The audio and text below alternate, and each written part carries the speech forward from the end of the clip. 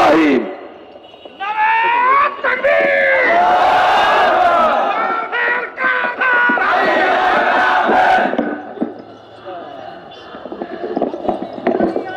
بسم الله الرحمن الرحيم الحمد لله والصلاة والسلام على رسول الله أما بعد কাদিয়ানীরা যে কাফির এই কথা শুধু আমরা জানি না বাংলাদেশের সরকারও জানে।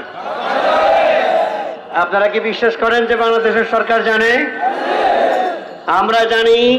আমাদের মাননীয় প্রধানমন্ত্রী চারবারের প্রধানমন্ত্রী, তিনি একজন খাঁটি মুসলমান, সুতরাং তিনি কাদিয়ানী নন, ঠিক না বেঠিক? সুতরাং কাদিয়ানীদেরকে কাফের ঘোষণা করার এই দাবিটা শুধু আমাদের না মাননীয় প্রধানমন্ত্রীরও?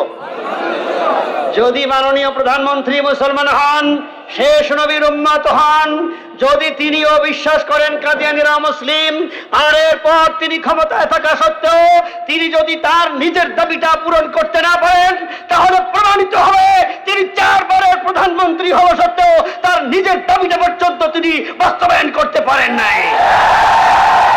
সম্মানিত উপস্থিতি, সমস্যা তো এক জায়গায়। আজকে তারা মসজিদ বানাবে, আজকে তারা নিজেদেরকে মুসলিম বলবে, আজকে তারা তাদের নিজেদেরকে প্রকৃত ইসলামের অধিকারী বলবে, সালাত জলসা করবে, সব লেখা চুকে যায় যদি একটি সিদ্ধান্ত এসে যায়, সেটা হলো সরকারিভাবে তাদেরকে যদি কাফের ঘোষণা করা হয়।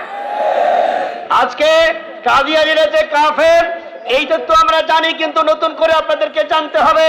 আমরা আজকের এই বিক্ষোভ সমাবেশের মাধ্যমে, গণমাধ্যমের মাধ্যমে আমরা সরকার পর্যন্ত একটি কথা পৌঁছে দিতে চাই। মাননীয় প্রধানমন্ত্রী, আপনি আপনার মুসলমান সরকার এবং এদেশের স্থপতি বঙ্গবন্ধু শেখ মুজিবুর রহমান সহ এদেশের সকল মুসলিম রাজনৈতিক প্রয়াত নেতৃবৃন্দ সহ যারা মুসলমান ক্ষমতায় ছিল, এখন আছে কিংবা থাকবে, যারা কাদিয়ানীকে নবী মানে না, এই কাদিয়ানী, আল্লাহর অভিশপ্ত এই কাদিয়ানী, এদের সকলকেই কাফের বলে ফতোয়া দিয়েছে। সরকারের কাছে আমরা এটা জানিয়ে দিতে চাই, শুধু কাফের নয়, এই কাদিয়ানী যারা তাদেরকে কাফের মানে না, তাদেরকে চার সন্তান জাহান্নামী এবং জাহান্নামের কীট বলে আখ্যায়িত করেছে। অতএব আজকে সরকার যদি এদেরকে লালন পালন করে, আজকে সরকার যদি এদেরকে সহযোগিতা করে, তাহলে প্রমাণিত হবে যারা তাদেরকে গালি দেয়, যারা মুসলমানদেরকে জাহান্নামী বলে, তাদেরকেই এদেরকেই তারা সাপোর্ট করে যাচ্ছে।